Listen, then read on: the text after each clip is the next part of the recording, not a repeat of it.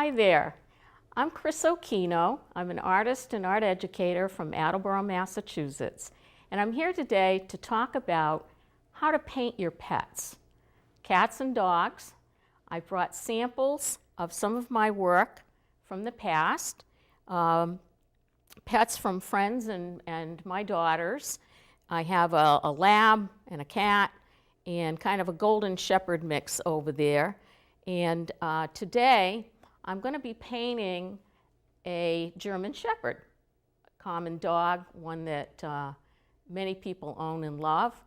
When I try to paint pets, I'm really thinking about trying to capture their expression and their personality. And I start with the eyes because the eyes, to me, really tell it all. So first thing that I do is to find a good picture, which is not easy because pets don't cooperate. They move, they're in constant motion. Some are a little bit slower than others, some are more hyper. Trying to get a decent photo or one that you feel captures the animal is the first challenge. Once you've selected something, I print it out on my computer, just normal copy paper, and I can sketch freehand. And I use my number 2 pencil, and in case I make mistakes, which I inevitably do, I'll use something called a kneaded eraser to make corrections.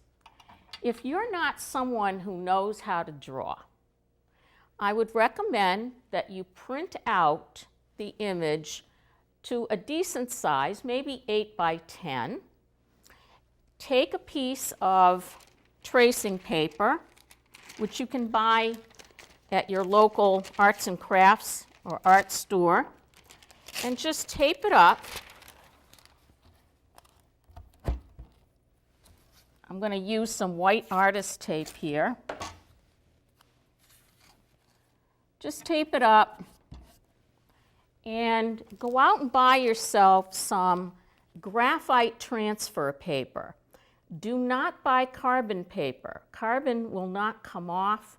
You can't erase it. It acts like a waxy resist, so don't do that. Make sure it's the graphite paper. This one is 2 large sheets that come in a sleeve. I just open this up and you'll see that one side is shiny, one side is matte. You want to put the shiny side down. Tape it in place. After you've traced, put your paper underneath. Make sure that your paper, in other words, your watercolor paper, is positioned the way you want it. Lay this down on top of your watercolor paper.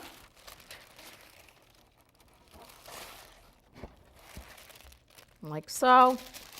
Slip your graphite underneath like so. Tape it down. Take your pencil or even a ballpoint pen and go over all of the lines. Once you've done that, you'll see your image has come out on the watercolor paper and you're ready to go. Some people have the fancier equipment. They might have light boxes, or they might have a digital projector, which allows them to project an image right from their computer onto paper. If you're so lucky to have something like that, of course, that's a nicer way, quicker and easier way to do it. Just going to tape this back up. Once I have my image, you'll notice that this paper is surrounded by white tape. I like to put this all the way around because as I paint, the paper, when it gets wet, tends to move, and it tends to rumple and ripple a little bit. And I want it to be able to dry nice and flat. The tape I use is just called artist tape. It's a white artist tape. It's 1 inch thick. and I put it all the way around. When I'm all through painting and the painting has dried, I can remove the tape. I'll have a nice crisp white border, very much like what you see around the samples that I have over here to the left of the easel. The first thing I do to get started with my painting is identify any white highlights or whites in the eye, and in this case, this little ring that was attached to the collar. I want to keep that white. I don't want to accidentally paint over it. The challenge in watercolor is to save your whites. You could use permanent white gouache and paint your whites in, but that's not the traditional way of doing it. So in order to protect really tiny little whites in the eyes and this ring, what I've applied is something called drawing gum. Drawing gum is by PBO. There are other manufacturers that make all kinds of masking fluids, which is, again, what this basically is. Once this is applied and dry, you can paint right over it. It won't come off, and it will protect your whites until towards the end of the painting. The end of the painting, I'll remove this, and then I can fix any little details that I need to at the very end. I've painted a little bit of PBO right here on this little scrap of paper. I'm going to paint a color over it, and later on we'll come back and I'll take this off so that you can see how this masking fluid works. So it's painted over, I'll let it dry, we'll come back and remove it in a little while. My setup today is to use this palette, plastic palette, that's set up like a color wheel. So I have all of my warm colors on this side, and it transitions around to my cool colors on this side. Roy G. Biv, red, orange, yellow, green, blue, violet are the order of the color wheel. This little segment down here of this, what's called a travel palette, because it's nice and small and compact, is actually for holding brushes, but I've used it for extra paint. This is manufactured by the Richardson Company, and the artist who they worked with on this is a fellow out in Colorado named Stephen Quiller. I have 2 containers of water over here. One is clean water because I want to bring clean water to the colors that I use, and one is rinse water. I have several different types of brushes here. For a small painting like this, I don't need to use too many different kinds of brushes. I'll use a combination of small detail brushes, sizes 2 and 4, for example, or most of the painting will probably be done with rounds that are a little bit larger. I have some that are all synthetic, very stiff and springy, and I have some that are kind of soft. They do have a spring to them, but they don't tend to hold a point quite as well as these stiffer synthetic brushes do. The next thing I have to think about is my color palette. What am I going to use to paint this particular painting? Instead of just going and getting started, I like to test out my colors on a scrap piece of paper. I don't have to match it exactly, but I want to get the feeling so people know that this is a German Shepherd. So I'll try out different shades and see. This is a quinacridone gold. Looks similar to the color that's up there on his head. I'm going to take a little of my French ultramarine blue, and I'm going to put that on top. See how it almost looks black? Just like the areas in his nose and around his ears and eyes. Interesting. You think you have to use black paint, but you don't really.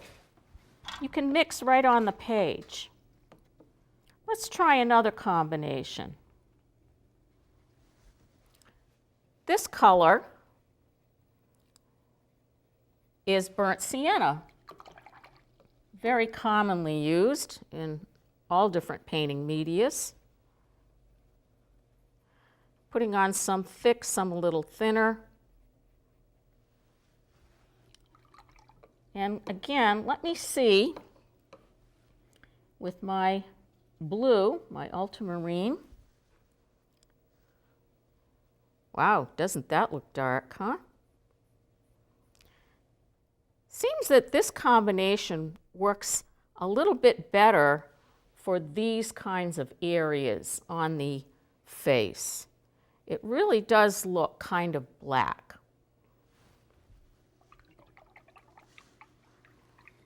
I always have paper towels handy. I'm going to hook this right onto my easel. These little swing arms that I've got on my easel are actually designed for holding a palette, but I will use it for my paper towels. And it's my way, if I can get this to work exactly the way I want, it's my way of being able to get this as a blotter, because you have to be careful in watercolor not to bring too much water to your painting. And you'll see why as I go along here. The first thing I like to start with is the eyes.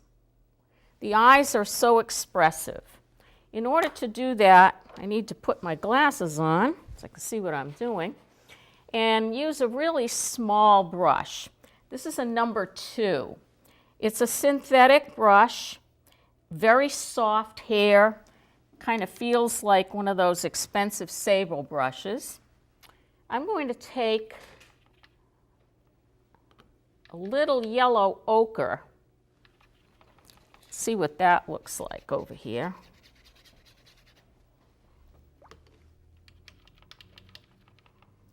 And ochre light, just so you can kind of see what that color looks like. Sometimes what I do is I start lighter and brighter than I need, because in watercolor, you want to go from light to dark. You can always paint over your lights. You can always make them a little bit darker later if you need to. So I'm going to start here, painting in.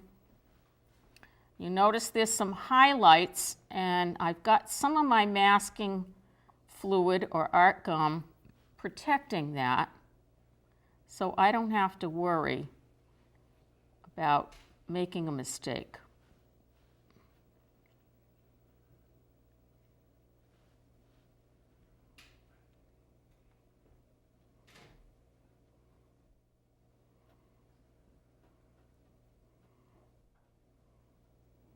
If you've ever tried watercolor, you know that many people work fairly flat, almost slightly elevated, maybe 20, 30 degrees, instead of upright on an easel. You just have to learn to control the amount of moisture and water that you bring to the paper when you're painting vertically. You don't want the water to fall and the paint to fall too fast on you.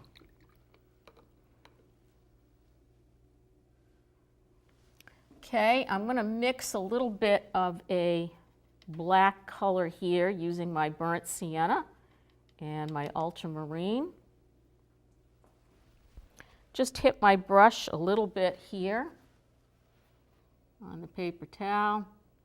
This is still damp, which is good. I want this color to fuzz into the color that I had applied earlier.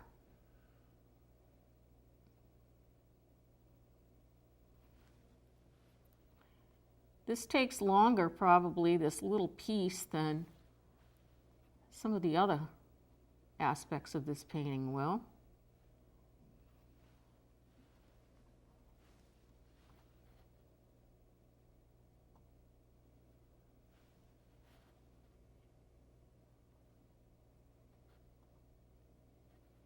You also notice that I have pupils that I need to paint in.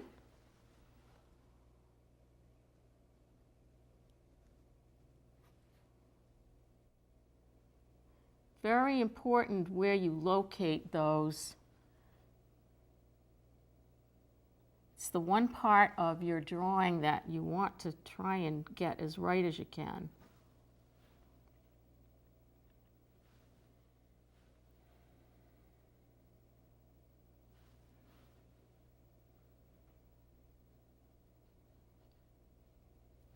Kind of looks like he's got mascara on here.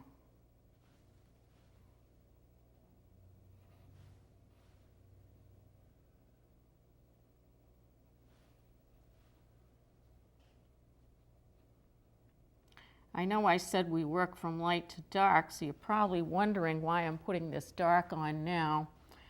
I said that I still like to kind of start with the eye itself when I do this. You'll notice there's some dark areas inside here, on the side, over in this area as well. Where it's white, I've protected it.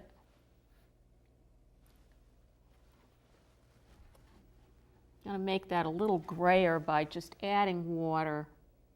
Water it down, my black mixture.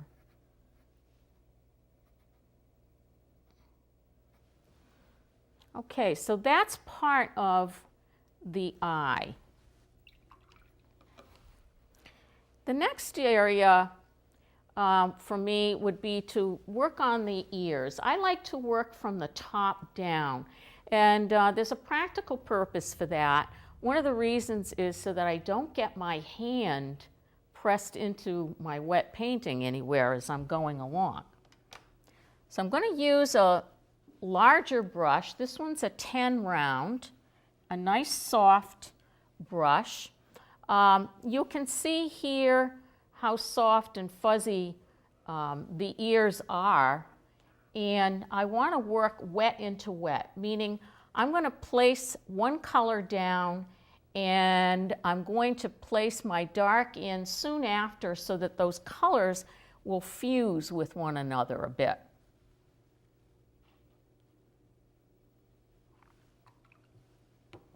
And I'm going to start with kind of a mixture here. The ears are a little lighter. And remember, if I go too light, it's not the end of the world. Whoops. I can always go back. And when I go back, I can just what we call glaze over, meaning you let it dry, you take a darker color, and you just do a thin wash of color over it to alter it.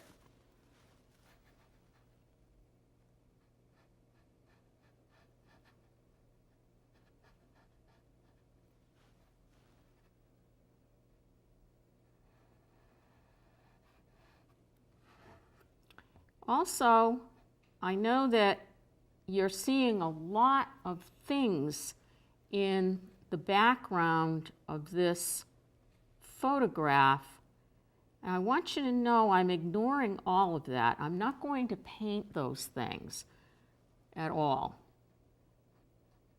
I'm going to make a solid background that just highlights the color and the head. Watering down my burnt sienna ultramarine blue mixture a bit. Paint in here.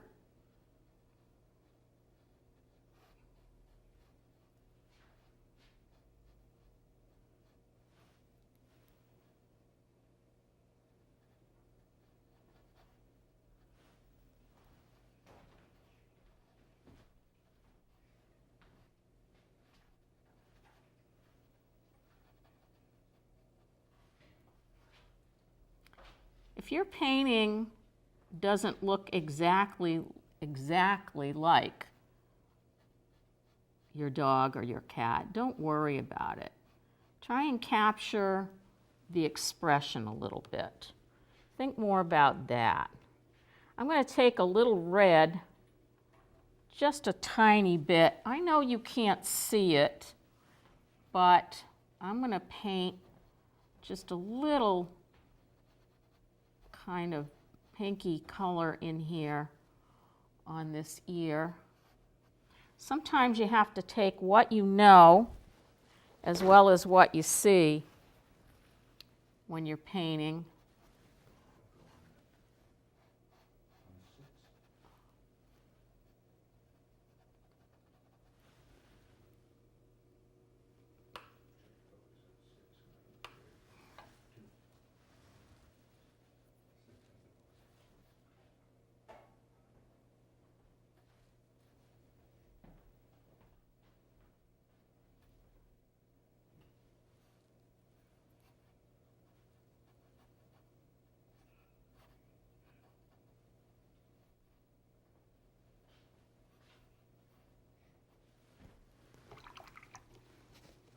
I'm going to go to my black mixture,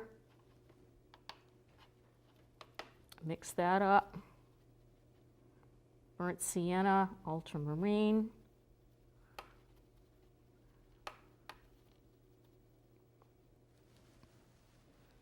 if it dried already, I can go back and re-wet, but it looks okay. Looks like it's fuzzing the way I want it to. A lot of people are afraid of watercolor because they think, oh, if they make a mistake, they can't make any changes, and that's actually not really the case. You actually can make some changes. You just have to know when to do it.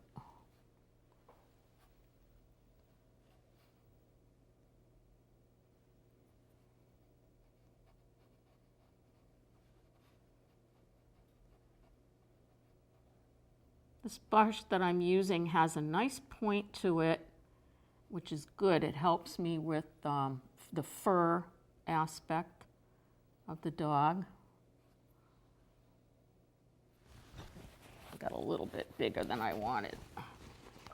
If I make a mistake, what I can do is take a stiffer brush and go back in and just agitate that a little bit. Wipe my brush off.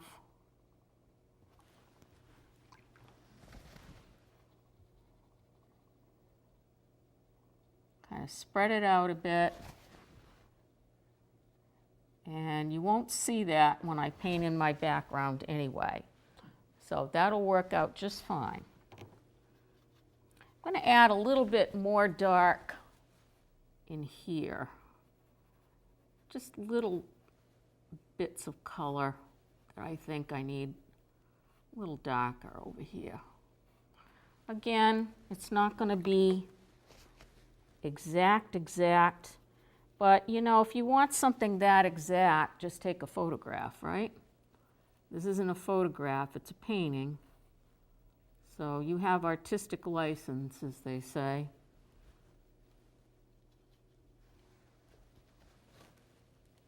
To make it your own.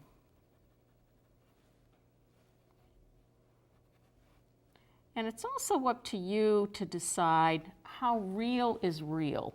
You know, some people like to paint in almost photographic realism. My paintings can be detailed, there's no question about that. But if you look at the photo later, compared to what I've done, you realize that they're actually not as detailed as the photo.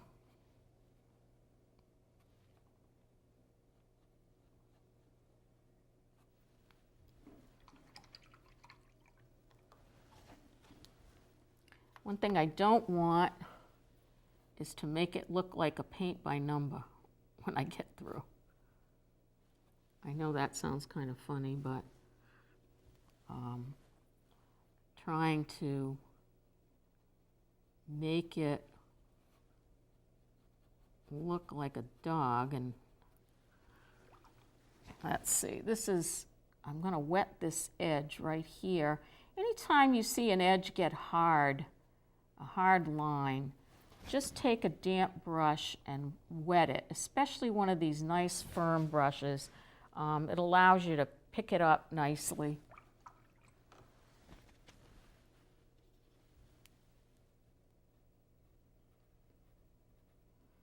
Besides putting paint down, I can take a brush and see how I can lift out a little piece too.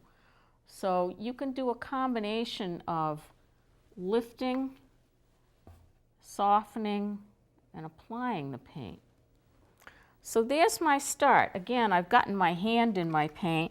That happens. So what I'm going to do is just dampen this a little bit. Take my paper towel and wipe it off. Don't let things like that upset you. Okay, I've got my quinacridone, which is a little bit brighter for this area. Right now I'm going to go back over to the head. The left ear on the head, and get that color in. This is the burnt sienna. One thing with watercolor that you learn over time is that it pays to work quickly, because if you work quickly, you're able to blend some of your colors better.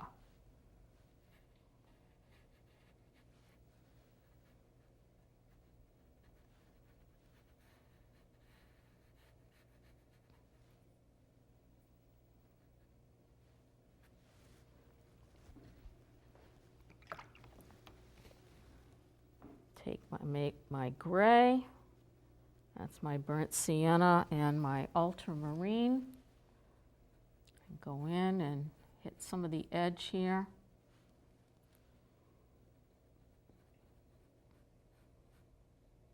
See how the line is hard there? And in the end, I don't really want that to happen. So what I'm going to have to do is dampen that again. No problem, very easy to do. Take my brush, go in, and just agitate the edge. And I've got a little pink in this too. I'm going with my red. This is cadmium red light.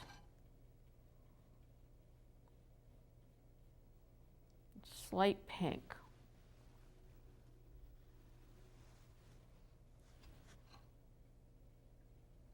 I can go back and get that fuzz that I was looking for.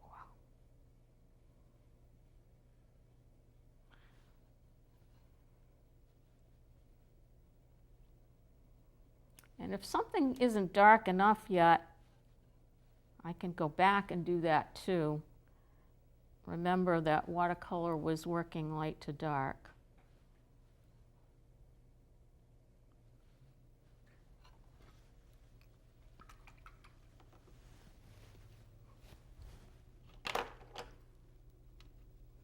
Here's my darker mix.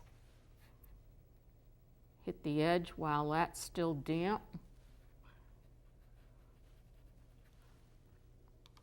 I'll put some more of the color back in here. It's a little darker. I want that wet. And then I'm going to go back with my dark on it.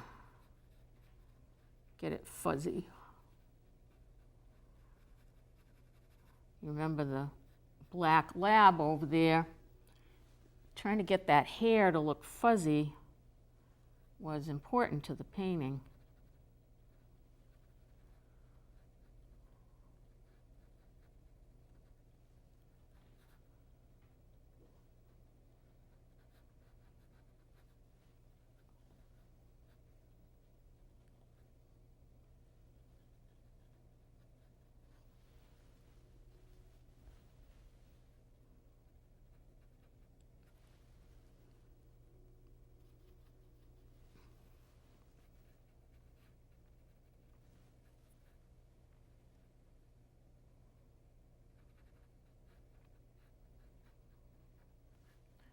Okay, let's see. Get a little bit of dark here.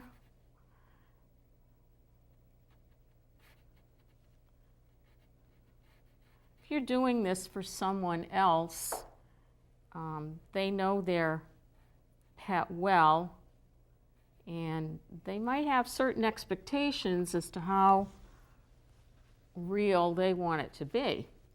It's good to have a discussion with someone that you're doing a commission for to make sure that they have reasonable expectations of what you're going to be achieving. Watercolor can be detailed, but it's certainly not oil paint. Oil paint is a medium that is easier to get I would say, more detailed look to. So if you're doing it in watercolor, it's not going to be quite that detailed. All right. One little area that I'm going to go back in for a moment and just wet the edge.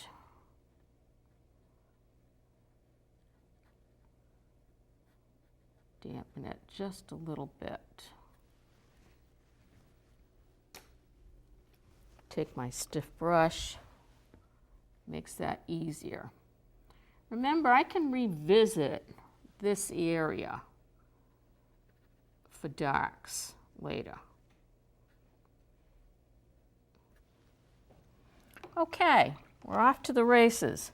Next one is to do the face. There's a lot of area here to cover, and I want to cover it as quickly as possible. So I'm going to use what's become my soup on my palette here, my quinacridone and my burnt sienna.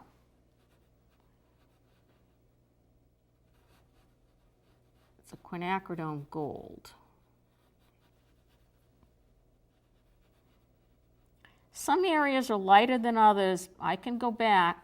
One thing to remember about watercolor is that it dries lighter than it appears when it's wet. That's often a surprise to people. If you paint in acrylic, for example, you'll notice that things dry darker as opposed to lighter like watercolor.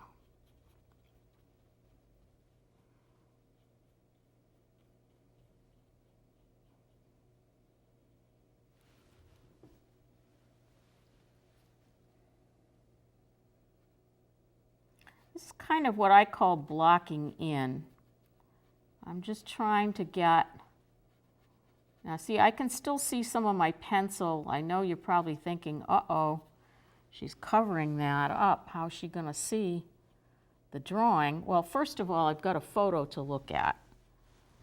Okay, so I don't have to be a complete slave to my drawing. But I do have pencil that will show underneath.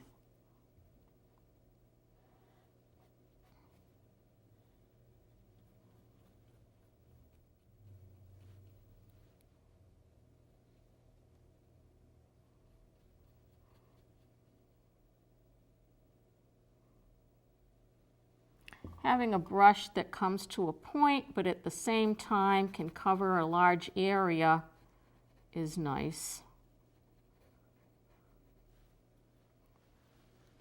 And I just noticed this is a little almost white down here, so I'm going to take that boo-boo back up. Don't worry if you make a mistake. You can lift it up, as I said before. You can just wet that area a little bit and just take a moment to just lift it out. It's going to end up actually being kind of a gray. So while I'm at it, I might as well go right in there and put that in. this is kind of white over in that side.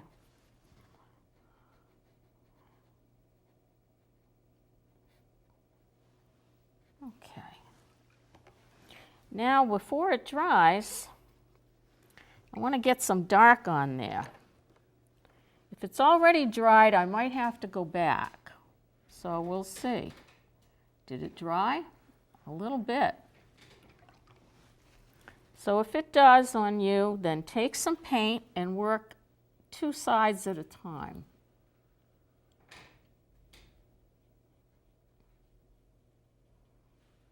Which is what I'm doing right now. Kind of working 2 sides at a time. There are lights and darks in this, different values on this. Just soften it up. If you're not sure, just soften the edge. You can kind of sculpt your way around.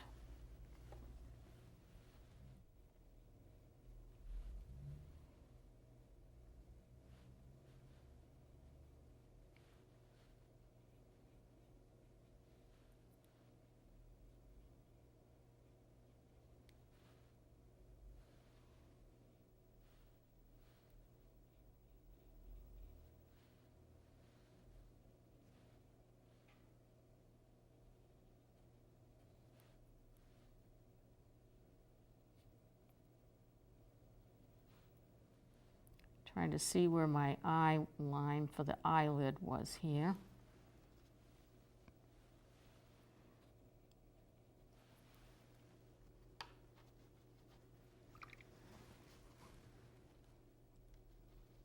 If you would prefer to use an actual black paint, ivory black would be a good one to use for this. But you can always mix colors, and it's good to learn how to do that.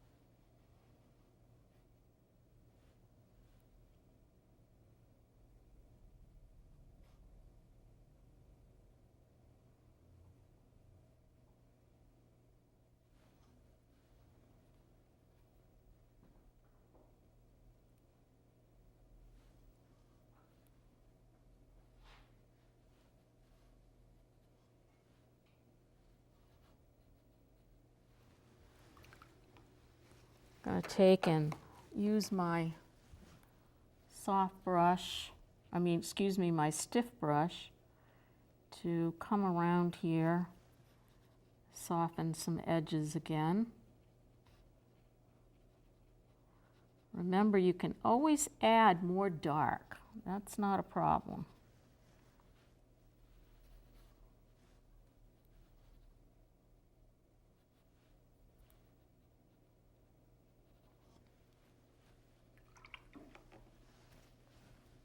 He's starting to look a little bit like what he is. I'm going to add some water directly to the paper over here so that when I go in this time, might be a little bit easier. It depends on where you paint, how fast your paints are going to dry. I'm here under lights. So I find that my paint is drying faster than it might be in other situations.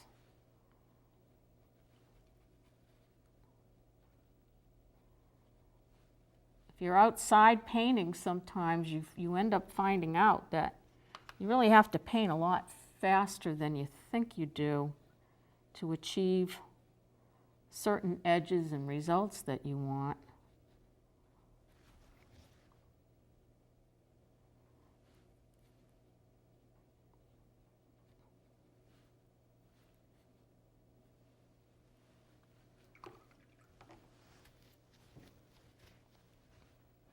And now I've got kind of a darker brown on the nose.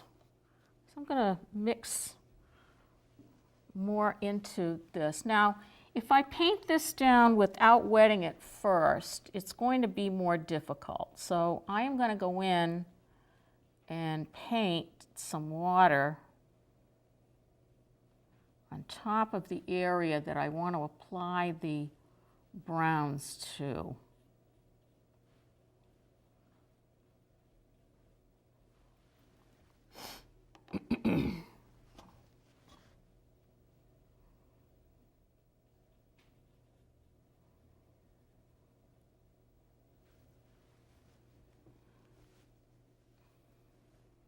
And maybe add a little bit more gold. I'm going to err on being lighter than darker because I can go back.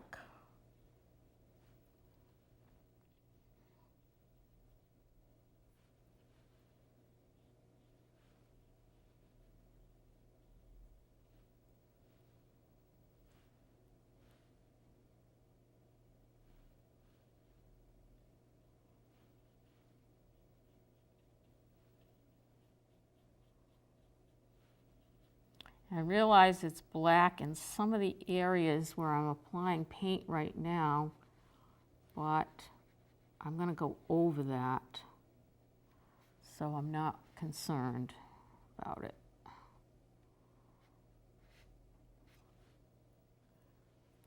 Okay.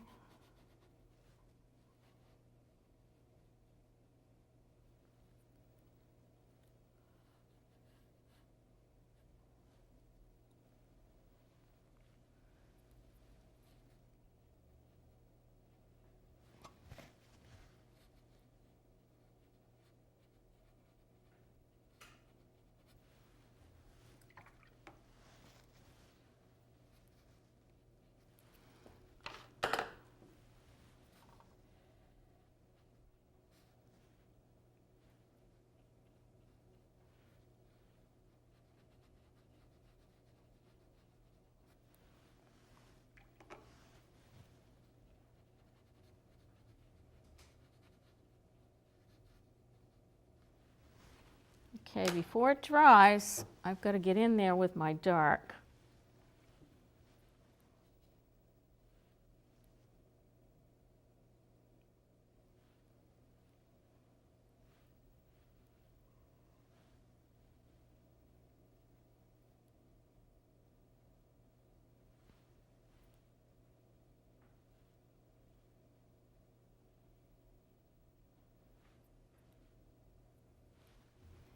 If your brush doesn't go to a point, go back into your paint and try and bring it more to a point.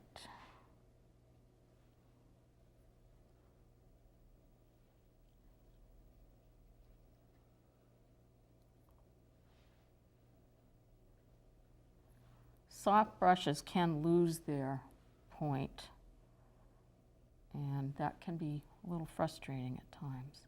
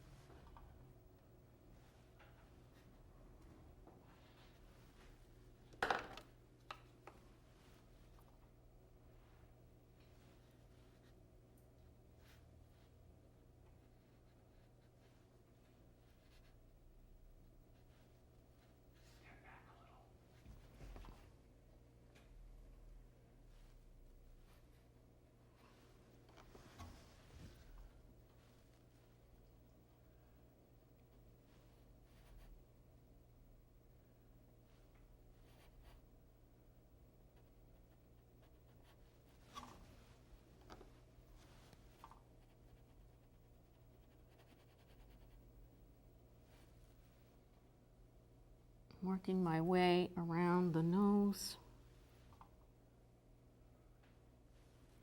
You notice the nose has some what looks pinky tone in one section.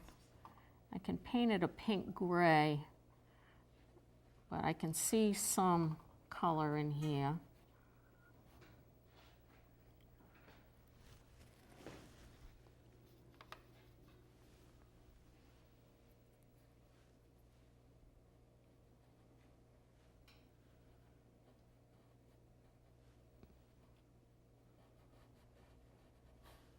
And this might be a point where I do actually use some of my black paint also. Gonna get that little gray right here.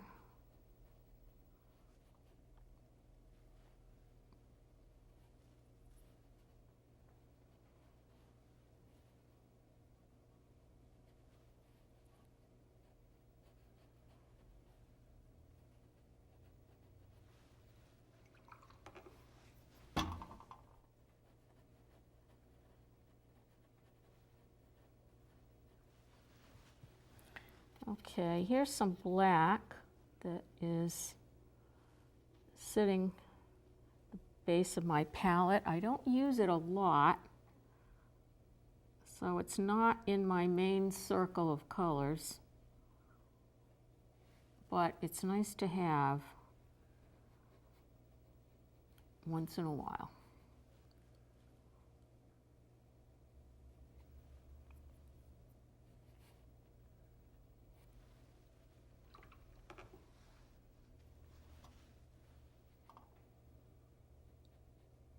When this dries, I can evaluate it to see if I need more dark.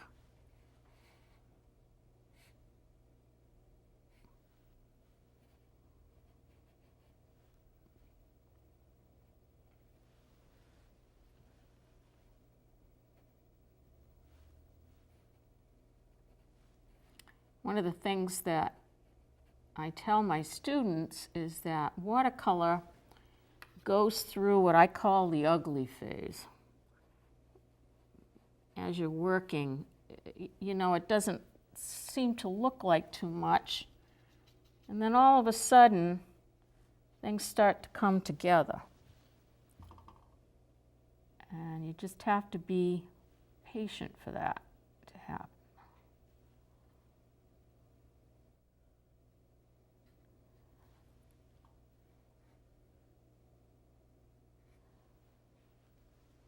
Looks like it could be a little darker down in here. It's probably away from the light as well. Sometimes it's not just the way the fur is, it's the way the light is in the room or in the picture that you took. You have to pay attention to both of those things.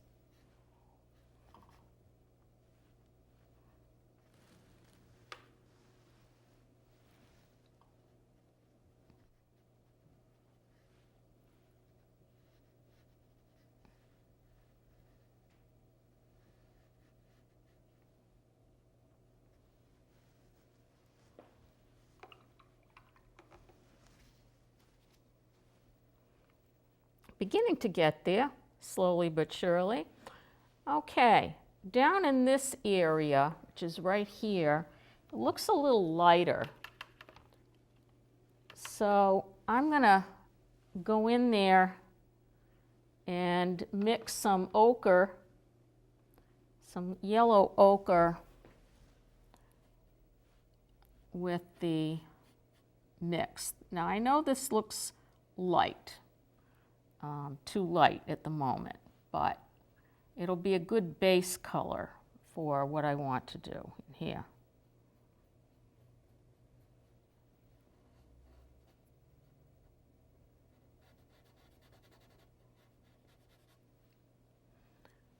Okay, you can see there's kind of a mixture of colors down there. This almost looks pinky in the photograph, which is maybe something that you wouldn't have expected.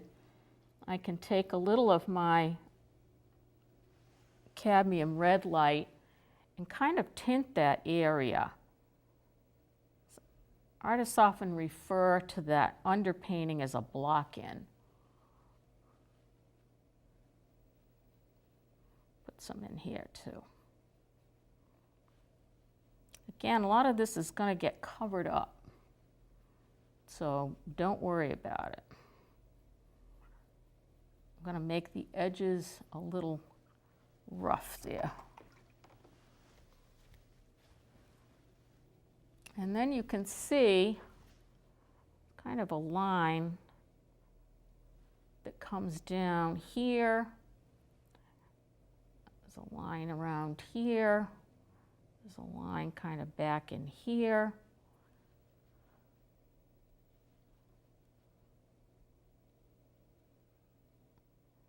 And I can work on blending this a little better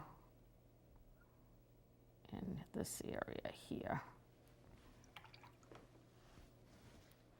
Now I'm going to go back and make it a little darker.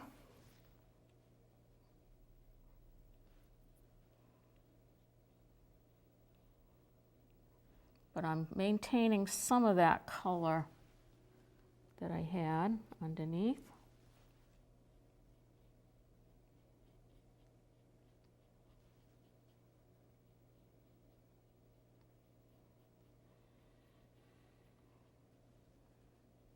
Back here I see a darker brown, burnt sienna color.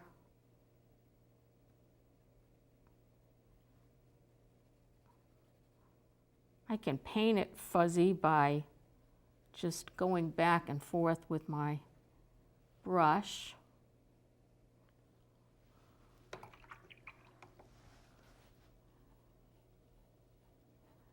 Softening it.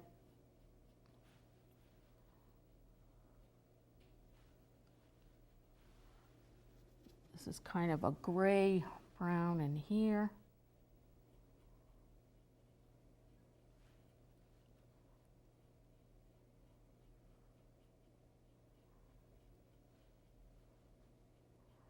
So you can paint and stroke the fur.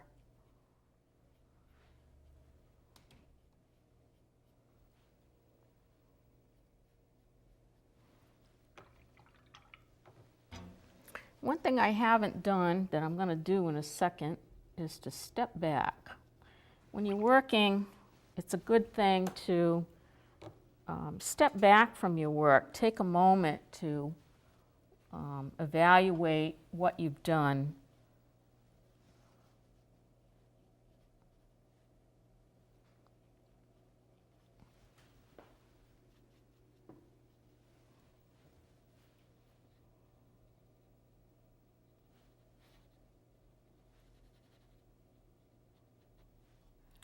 Dog has a lot of patterns on it, more than you might realize sometimes.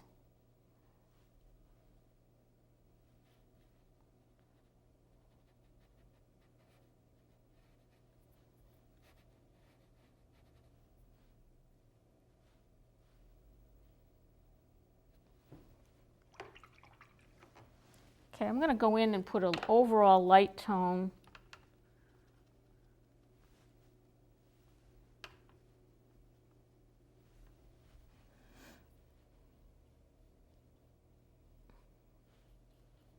I have a collar, whoops, right in there. I'm going to add some pinkish notes to this as well.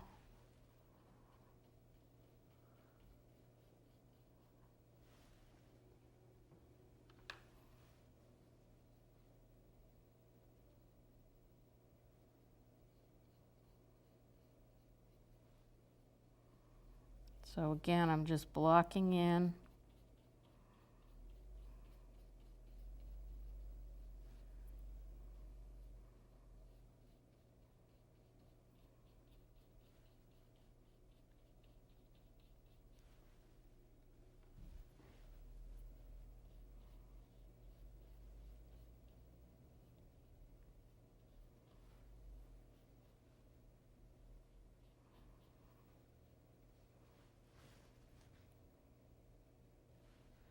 You can see all the patterns that are in this fur.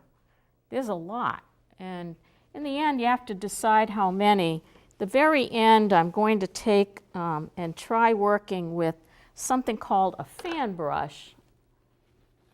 This is a fan brush, and a fan brush looks just like a fan and has lots of hairs, and what that will allow me to do is to paint several brush strokes at once to give the feeling of fur. So if there's areas that I want to kind of blend without the paint kind of mushing together, I can do that by using my fan brush.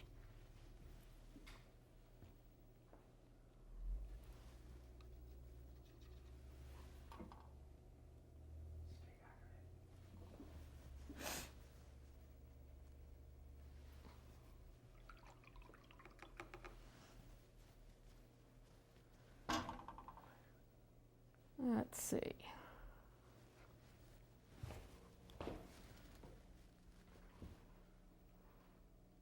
Well, he's starting to look like a dog. Let me take and work in a few brush strokes. Now, what happens when you use a fan brush sometimes is that it looks too contrived, and you might want to go back and wet some areas again to blend it, or add another paint tone.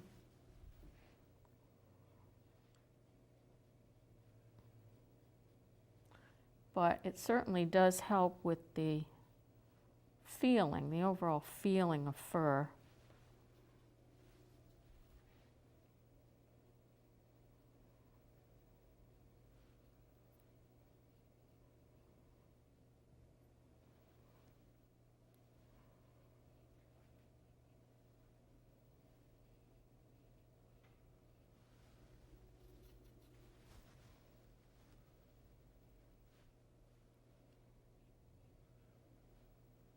Try to paint in the direction that the fur grows in.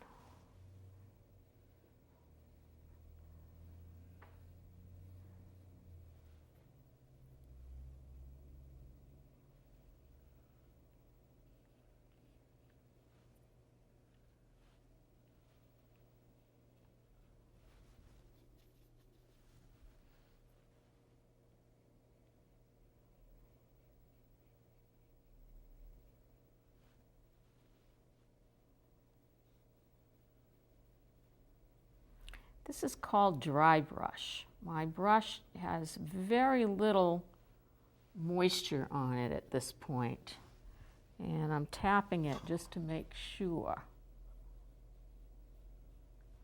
This will help with that feeling. You know, painting is meant to be seen up close and far away, and this gives the viewer something to look at when they're up close. All right, I've got another tone on the leg down in this area. It's darker.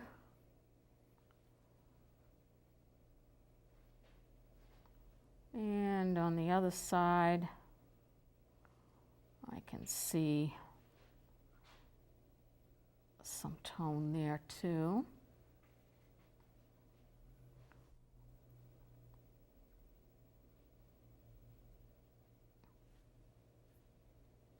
There is right in there and right in there are actually his other feet, his rear feet.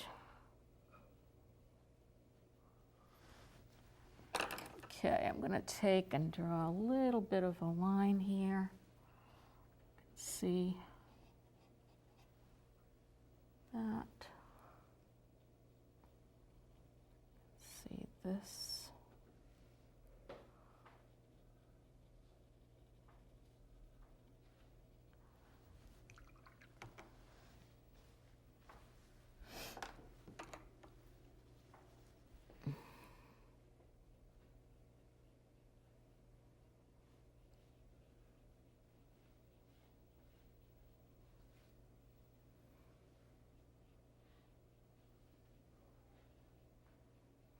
This area might be a little darker, and I've got it just a speck darker,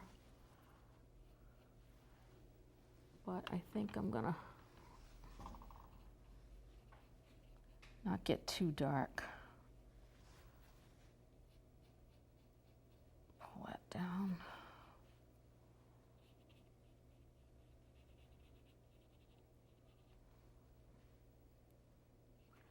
Just blending some of this a little tiny bit.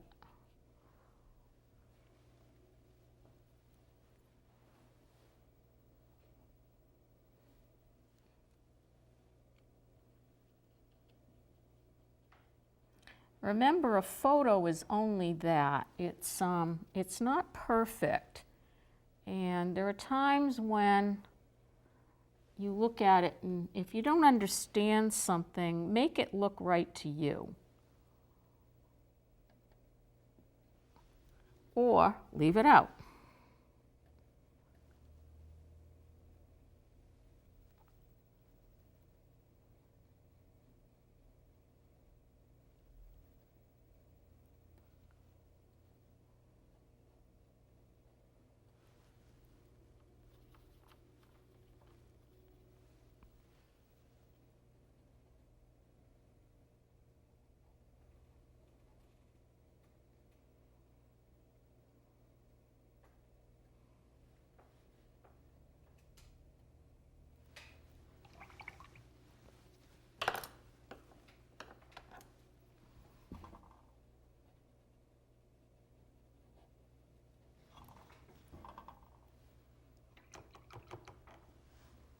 Okay, we're coming around the corner here.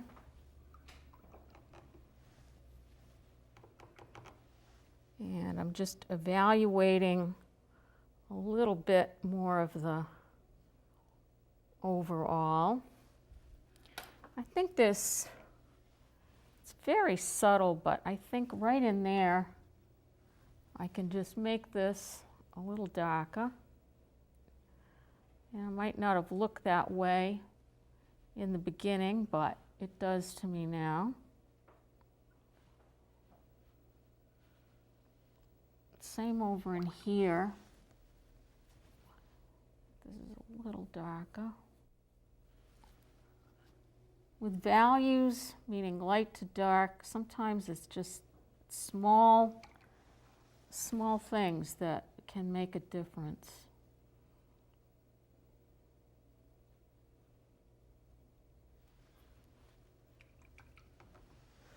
You notice with the line like this on his eye, I didn't draw it all the way around. Same here. It's more expressive brush stroking, and it really helps, I think, to make the form look more three-dimensional.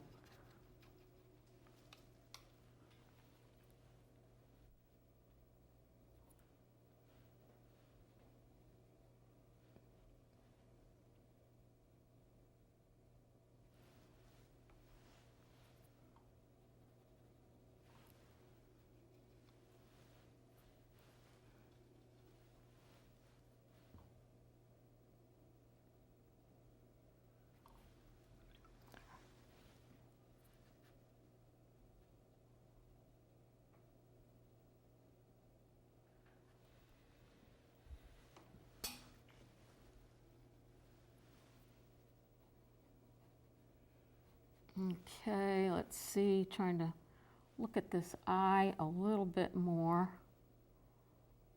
and shade it just a little bit more. It's dark. Kind of comes more in here.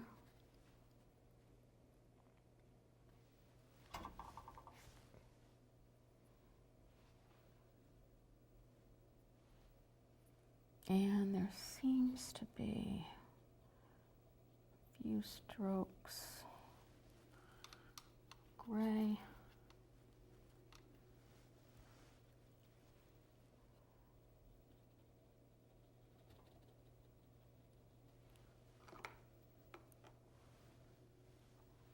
I'm kind of nitpicking at this point.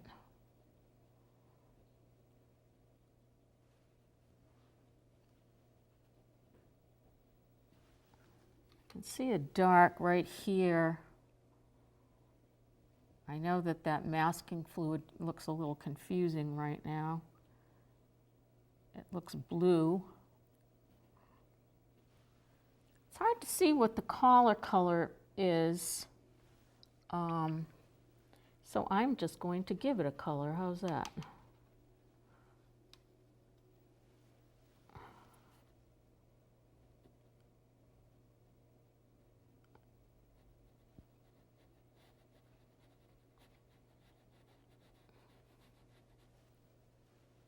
And of course the fur is going over it, so you can't see all of it.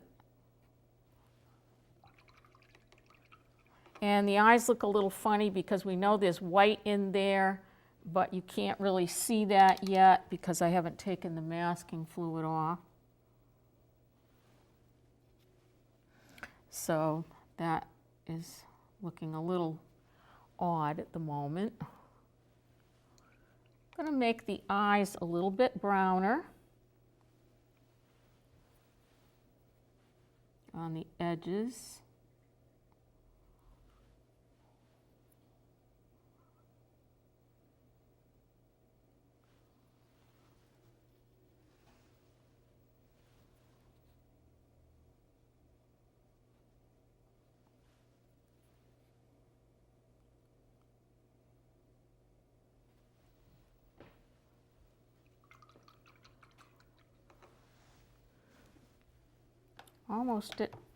Almost there.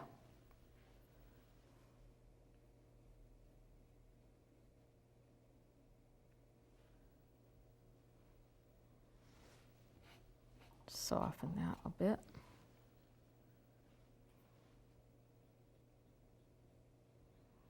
Once I take the masking off, I won't be able to go in that area again, so I'm working to see what else I need to do, if anything.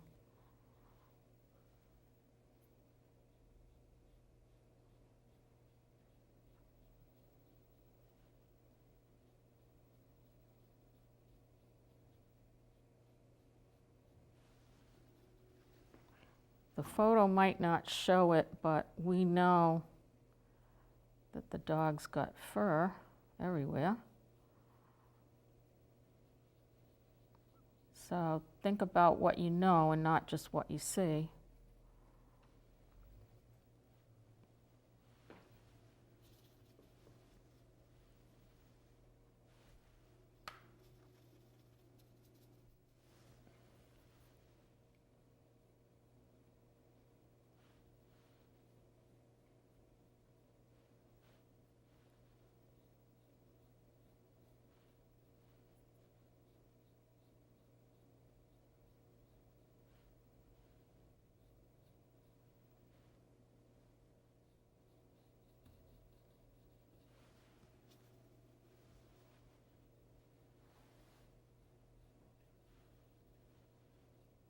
The nose area is really soft, so I don't want to put any marks down in that area.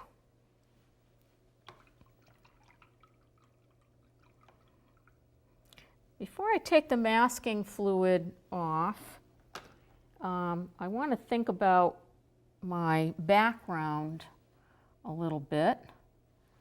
And a background should be done quickly. So I'm going to take a break here for a moment and dry this because I don't want to get my background messed into my dog. And it's time to change my water as well.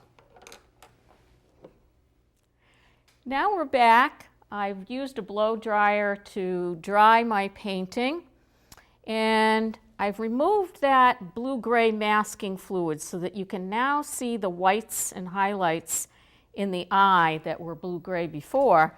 I also removed it from this little ring that you see hanging off his collar. It looks very flat right now. I'm going to have to add a little dimension to that. And in analyzing and stepping back, I noticed that there's a little bit of fur that I could put with my brush on the edge here, and so I'm going to do that now. Just little tiny marks that help make it look a little bit more real. I also added a little bit of gray here in the eye, and noticed I could actually use just a speck more coming off of here.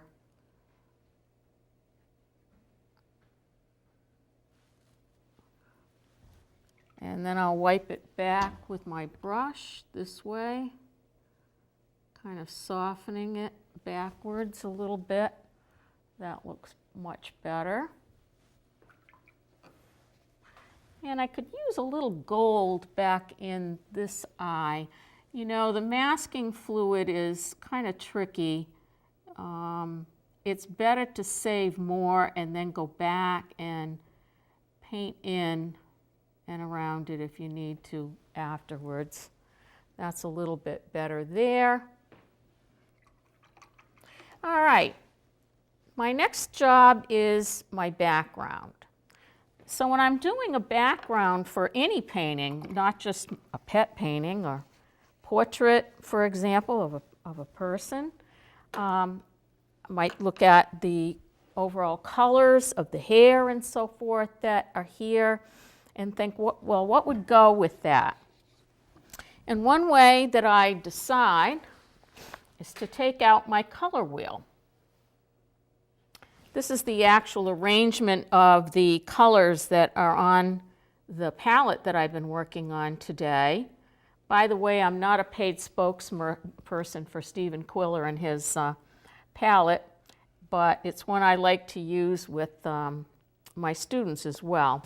What this tells you is arrangement of the palette and what's opposite one another on the color wheel. So if I were to look at the colors that I've got, the browns and yellows and so forth that predominate, I want to think about what's opposite that on the color wheel. So here's some of the browns that are in this area, and opposite that are blues.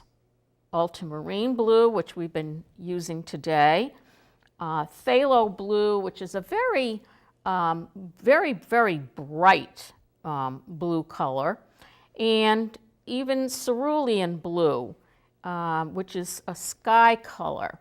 So I want to think about that. I'm also noticing I have one little boo-boo here. That was paint that got on the back of my hand and ended up where I didn't want it. So just so I can take that off for a moment so that won't become a part of my painting, that would be good. So that's disappeared. A few splatters is okay. I think people expect that in watercolor. All right, I'm going to clean off this brown from my palette because I'm through with that. Just a damp paper towel. We'll take that off. And then I'll have a nice clean mixing area. I don't want this to be one flat color. That would be very boring. Remember that every few inches you want to change. You want to entertain the eye. I have to think a little bit about the lighting in this home.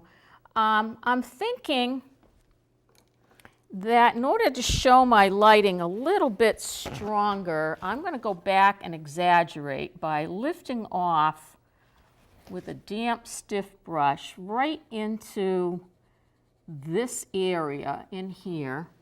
I'm going to take some orange, believe it or not.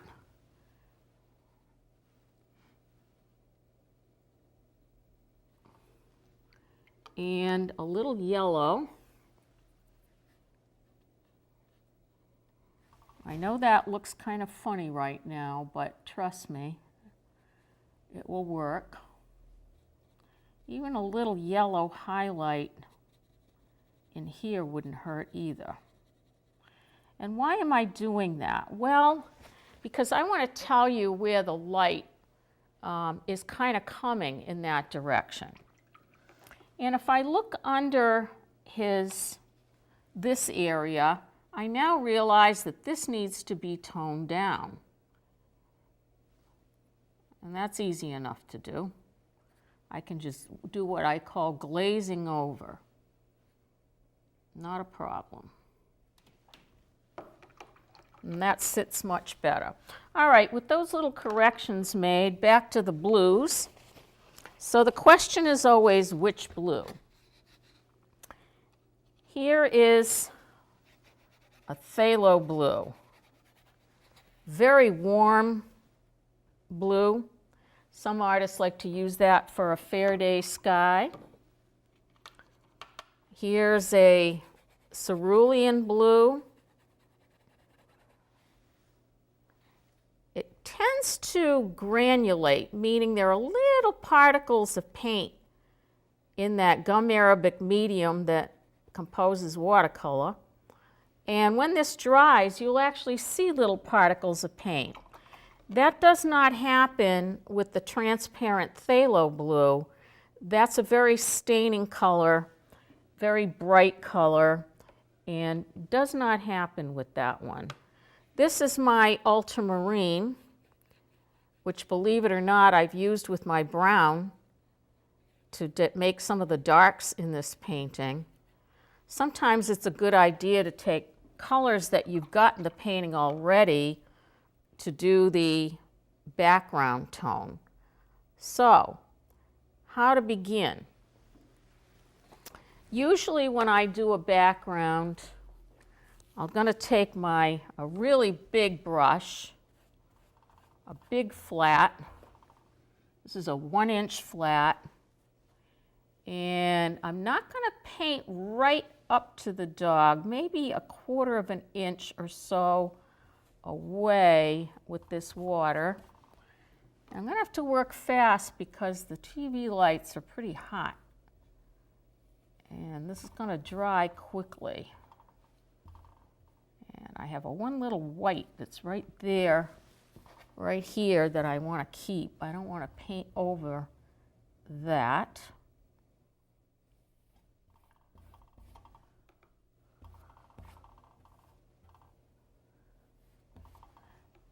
I can paint up to the edge as I go around. All right, I'm going to save this area from, it's kind of off by itself, so I'm going to do that separate. Okay, I'm going to start with a really bright blue. I'm going to start with my cerulean. Now, if this is the light side, I want to paint the dark against the light and the light against the dark. Hopefully, when you see the end here, you'll see how that makes sense.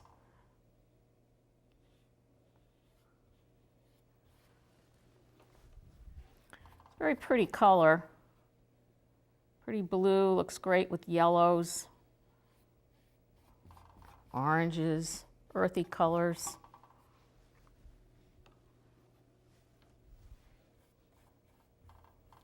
I don't want to stop because if I stop, I'll get a hard edge.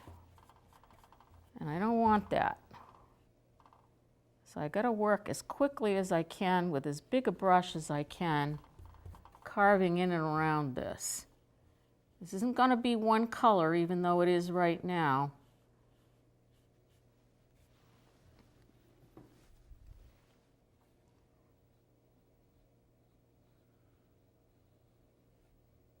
I'm going to come right up to this edge here.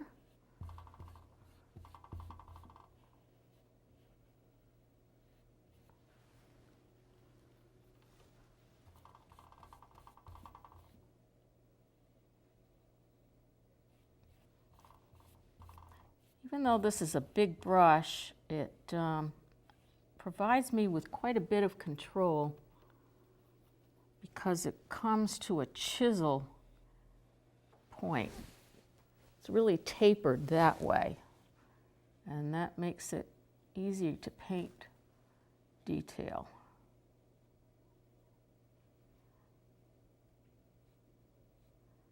Even going in tight like that.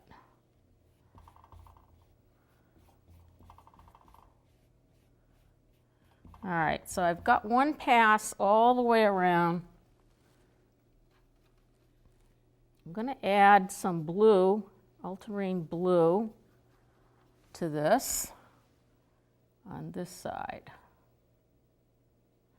Why this side? Well, because this was the side with the light. And it might just fall. See, water will go where water is. Can you see how that's just falling all by itself?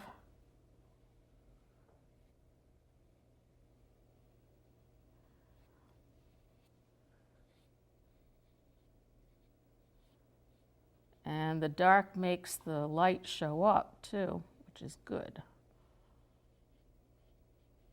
Also, I can paint in a couple of hairs.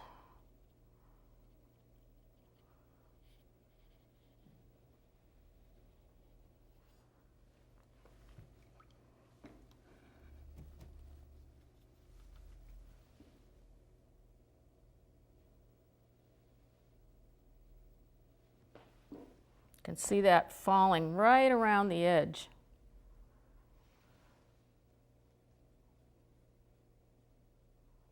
Now, as I turn the corner here, I'm going to get paler. I'm kind of cross-hatching. Did you see what I just did with that brush? I kind of went back and forth. Gives it a little texture.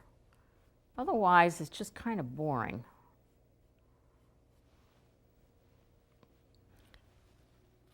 What I'm trying to do is to go around this corner and kind of get that blue somewhat semi-blended. In other words, you can still see both colors over there.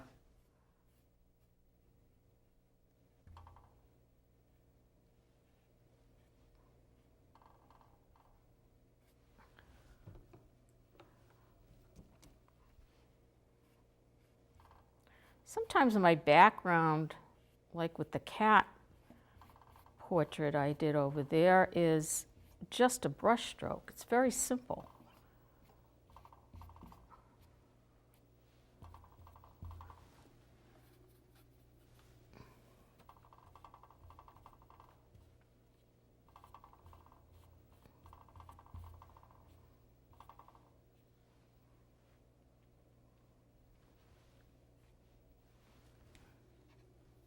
This blue paint, the ultramarine, is another granulating color.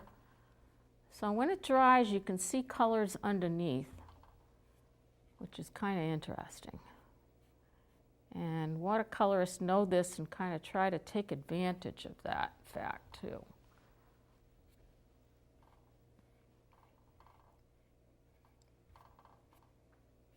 Kind of getting a diagonal in here. A little bit.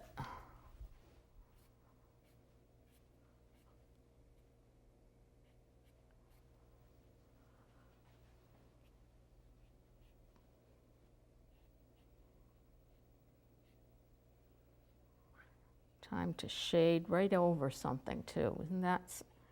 You can go right over that with your paint. Same in here. Should be a little darker there, I think.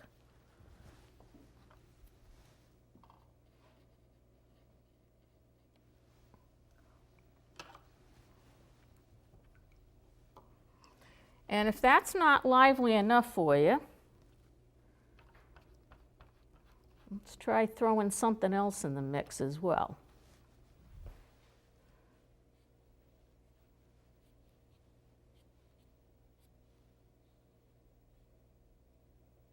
This is a little bit of magenta.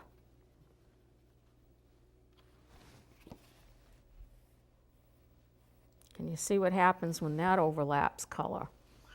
You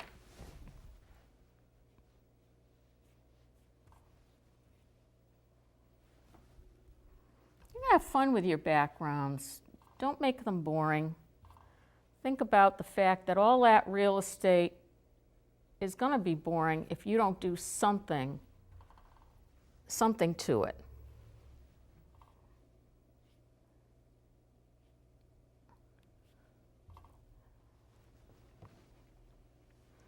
While that's setting up, I'm going to put in that detail of the little ring down here on the collar, you can see that on the inside, I need a little more water. Can't paint without water. On the inside, there's shadow on this side, and then on the outside, there'd be shadow on that side. And that's going to help give that some dimension. You don't need to say much. Maybe there's a little shadow underneath here too.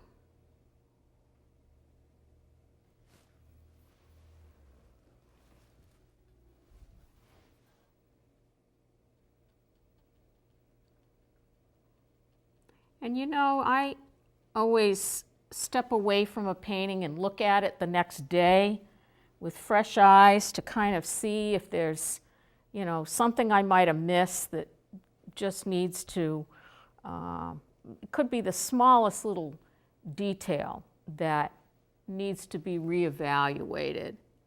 Right now, I think I could put a little bit of shade on this eye over here based on where the light is coming from.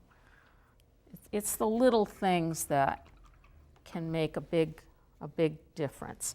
Last little place down here, I'll go back to my cerulean for a moment. I'm just going to paint in some of that. Notice I didn't ruin the hair there because that's dry.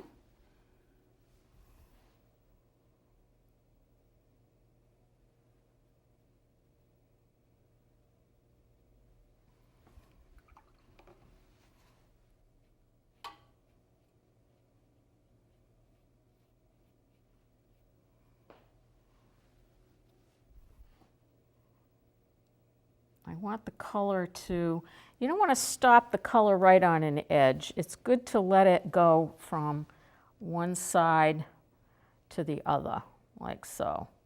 So your eye has a little bit of direction like that. Up here, this kind of ended in a funny spot. I see that now that it's drying, so I'm going to go around the corner and kind of soften that a little bit. And I'm happy with my kind of abstract background. I think I could use this blue to go around and kind of shade this just a little bit.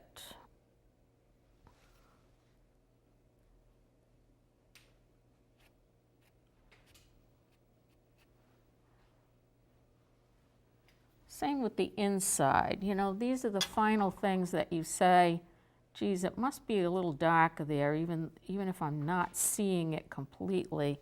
Must be a little bit darker there. Because, of course, his chest stands out from his leg. We know that. Even if we don't see it too well in the photograph, we understand that. I think at this point, I'm ready to stop. Once this is dry, I'll put my signature on it and take a look at it with a mat around it and see how I feel. So that's your German Shepherd in watercolor. Thank you for joining me.